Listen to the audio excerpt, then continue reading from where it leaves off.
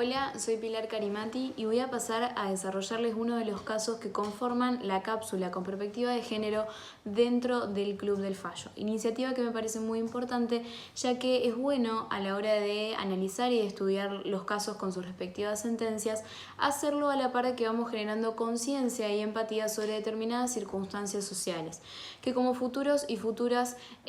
profesionales el día de mañana en la práctica se nos van a presentar y es muy bueno estar preparados para encarar estos casos.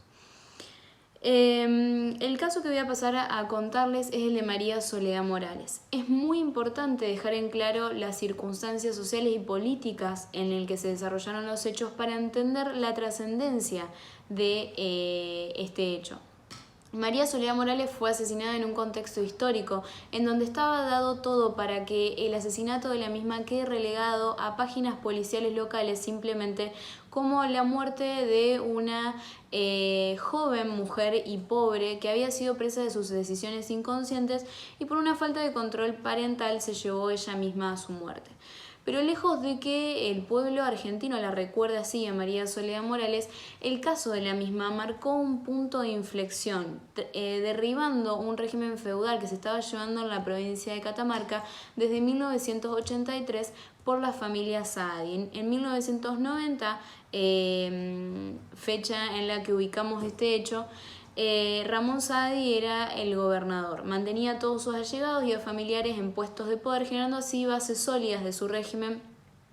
en donde todos los habitantes de Catamarca temían enfrentarse al mismo. Pero aún así el caso de María Soledad Morales pudo contra este régimen, debilitándolo poco a poco. El caso de María Soledad Morales saca a la luz profundas irregularidades institucionales, políticas y policiales, como vamos a ver a lo largo del caso, de la provincia de Catamarca. María Soledad Morales era una joven de 17 años que convivía con su familia, con su madre Ada Ricciardo y con su padre Elías Morales, y era la mayor de 6 hermanos.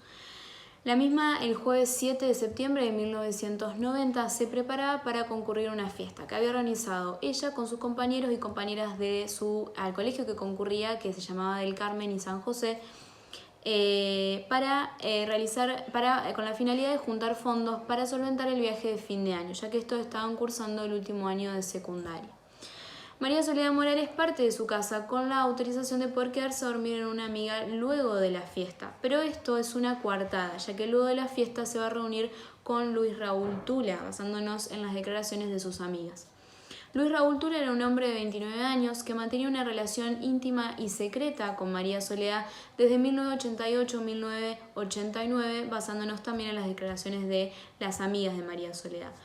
Luis Raúl Tula estaba casado con Ruth Salazar de Tula, por eso la relación era secreta y el encuentro en esa madrugada del 8 de septiembre también lo era. Según las declaraciones testimoniales, María Soledad se fue cerca de la fiesta a una parada de colectivo para esperar que Luis la pasara a buscar en un Fiat 147.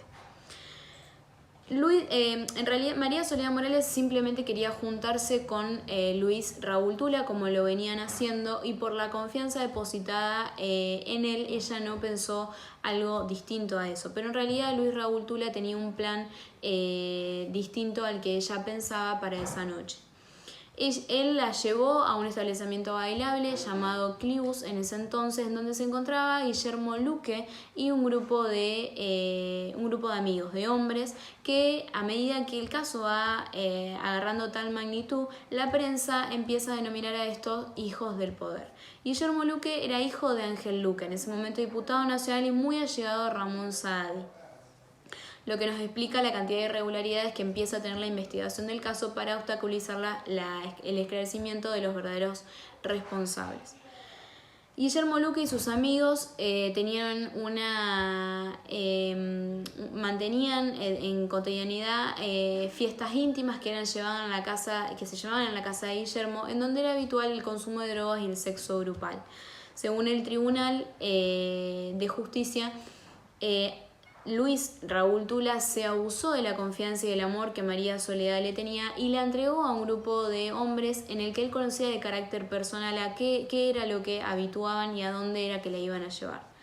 Según un testigo clave de esa noche, el barman de Clibus, podemos afirmar que Guillermo Luque se la lleva a María Soledad previamente a hacerla ingerir estupefacientes en contra de su voluntad a estas fiestas íntimas. Posteriormente a esto que se declaró en el juicio, el cuerpo de Soledad es hallado sin vida el 10 de septiembre de 1990. El día lunes del 10 de septiembre de 1990 es encontrada al lado de la ruta número 38 a 7 kilómetros de la capital de Catamarca. A partir de que el cuerpo es hallado vivo, un grupo de policías proceden a desfigurar, a ensuciar y a mojar el cuerpo para tratar de borrar pruebas elementales y esenciales que podían haber sido extraídas del cuerpo. Todo esto basándonos en la declaración de un chofer de un colectivo que pasaba a eso de las 3:40 am de la madrugada por el lugar en donde el cuerpo fue hallado sin vida. El cuerpo de María Soledad Morales fue encontrado, como decía, totalmente desfigurado. Tenía 3 fracturas en el rostro que habían sido hechas con una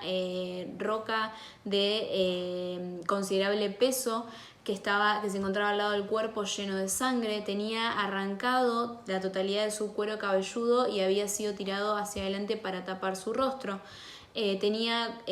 una incisión en la parte del brazo que se entiende que fue para borrar las marcas que habían quedado cuando se generó una sobredosis de droga por la cantidad que le habían hecho ingerir esa noche. Además también tenía los ojos, tenía un ojo arrancado y la parte del otro, tenía parte desde el piel, de la cara y del cuello también arrancada, a tal punto de que el padre, Elías Morales, la pudo reconocer en la morgue solamente por una cicatriz en la muñeca, ya que un reconocimiento facial era totalmente imposible, aún así siendo su padre. Concluimos que el cuerpo de María Soledad Morales fue realmente objeto de horribles actos por parte de policías, del lugar de autoridades policiales en ese entonces en la provincia de Catamarca, para tratar de ocultar y obstaculizar y condenar a los que realmente habían sido responsables. El primer juicio, desde los inicios de la investigación, más que nada porque los demandados eran nada más y nada menos que familias importantes influenciadas en la política y por hijos de jefes de policía de Catamarca. Era moneda corriente las irregularidades, las corrupciones, amenaza de declaraciones de testigos. Se trató de hacer un montón de maniobras para tratar de hacer que la familia Morales no pueda llegar al esclarecimiento de la verdad.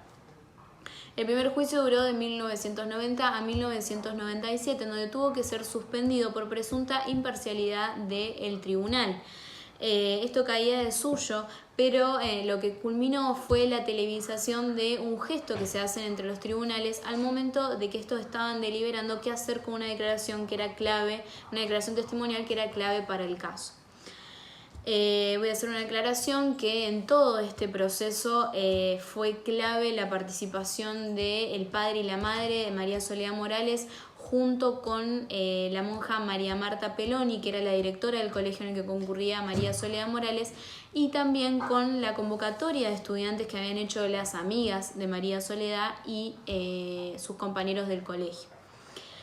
Además, a días de la muerte de María Soledad Morales, en realidad el día en que fue hallado su cuerpo sin vida, el 13 de septiembre de 1990 se inaugura una nueva forma de manifestación social. Las amigas de María Soledad Morales, basándome en una declaración testimonial, en una nota, en realidad no fue una declaración testimonial porque no fue en juicio, pero sí en una nota en un noticiero que le hicieron a una de las amigas de María Soledad, ellas obviamente totalmente perturbadas y conmocionadas por lo que había pasado, necesitaban salir a manifestarse, que en ese entonces, por el régimen que estaba llevando Ramón Sadia en Catamarca, no era poca cosa levantarse frente a este poder político y a este abuso de poder. La monja María Marta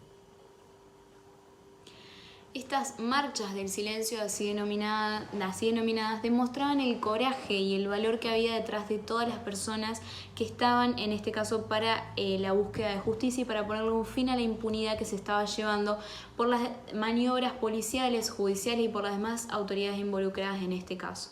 La marcha del silencio, la primera, se dio el 13 de septiembre de 1990. Tuvo una gran convocatoria, hubo más de 50 marchas y hubo más de 40.000 personas convocadas a estas marchas que concurrieron. Estas marchas del silencio fueron tan importantes e hicieron que el caso cobre una magnitud tan elevada que fue debilitando poco a poco las instituciones públicas y políticas de la provincia de Catamarca, a tal punto que en 1991 el presidente de la nación en ese entonces, Carlos Menem, manda intervenir la provincia por el interventor federal Luis Prol, haciendo caer así un régimen en ese entonces feudal del clan Saadi. Todo esto gracias a la conducción y al coraje con una gran ética social y responsabilidad y seriedad de la monja María Marta Peloni, y también por la congregación tan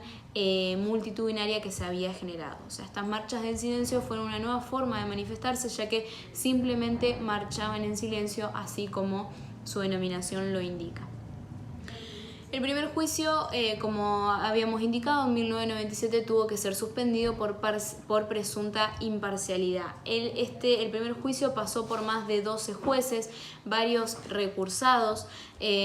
pasaron casi 372 declaraciones testimoniales que se retractaban, que declaraban cosas contradictorias. Varios de los testigos eran amenazados. La primera autopsia realizada por el doctor Jiménez fue una autopsia muy irregular y que se caía de suyo, que estaba dirigida a tratar de poner una carátula al crimen, que la primera carátula fue delito preteritencional, distinta a lo que en realidad había sucedido. La primera autopsia había dado cuenta que en realidad María Soledad Morales había muerto por... La primera autopsia consistía en que María Soledad Morales había muerto en realidad a causa del sangrado que había generado la triple fractura maxilar que se había hecho con la piedra que se encontraba al lado de su cuerpo, en donde fue hallada, que le generó un sangrado que le tapó las vías respiratorias y le generó una asfixia que la terminó matando. Cuando en realidad la autopsia realizada por los médicos forenses de la Corte Suprema de Justicia de la Nación determinaron que la desfiguración de la cara con esa piedra había sido post-mortem, es decir, que no había coágulos, no había circulación de la sangre. Entonces eso no pudo haber sido la causa de la muerte. También la primera autopsia había determinado que hubo relaciones sexuales, pero que no se pudo determinar si había sido en contra de su voluntad o no. Cuando la segunda autopsia determinó que hubo acceso anal y vaginal entre 2 y 4 personas, que hubo violencia sexual por los hematomas que había en su zona vaginal y anal. Entonces caía de suyo la violación múltiple que se dio esa noche. La primera autopsia, como vemos, quería llevar el caso a que quede con una carátula distinta a la que en realidad le cabía, como es la que el expediente toma a partir de 1997, cuando se reabre el segundo juicio, que termina declarando sentencia en 1998, declarando culpable a Luis Tula y a Guillermo Luque, haciéndolos responsables del asesinato de María Soledad Morales. La sentencia es una sentencia muy extensa que hace este tribunal en 1998, pero es muy importante leerla o ayudaría mucho al estudio de los medios probatorios de la materia, porque la interpretación que hace ese tribunal de las pruebas que se dieron en las audiencias del primer juicio y todos los diligenciamientos procesales que se llevaron adelante. No, cortame ahí. El segundo juicio se lleva a cabo en la Cámara Criminal de la Segunda Nominación en la provincia de Catamarca por un tribunal en 1997 que arriba a una sentencia el 23 de febrero de 1998. Esta sentencia se va a fundamentar principalmente en un medio probatorio indirecto, el cual es la prueba de indicios. Recordemos que la prueba de indicios es elaborada a través de interpretaciones que llevan adelante los jueces sobre hechos que ya están debidamente probados y de los cuales tenemos un gran grado de certeza, que a través de la deducción de estos, es decir, de la deducción de la interpretación que se hace sobre estos, se llega a otros hechos que desconocemos, pero que entendemos como ciertos por la deducción que se hizo de estos debidamente probados, y los desconocidos son los que queremos probar. Al tribunal no le quedó otra que llegar a la verdad de los hechos a través de la prueba de indicios, ya que el caso, cuando llegó a manos de este tribunal, tenía una antigüedad de 7 años y durante estos 7 años había sido objeto a innumerables irregularidades,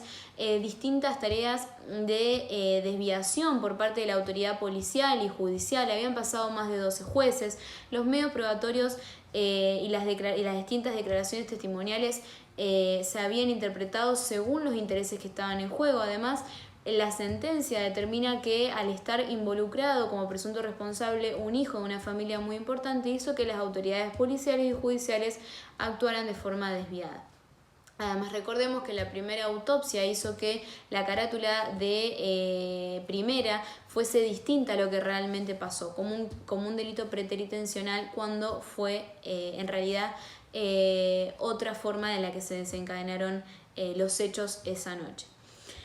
Lo que hace este tribunal es hacer una interpretación dentro del contexto social en que se rindieron todas estas más de 372 declaraciones testimoniales en el primer juicio.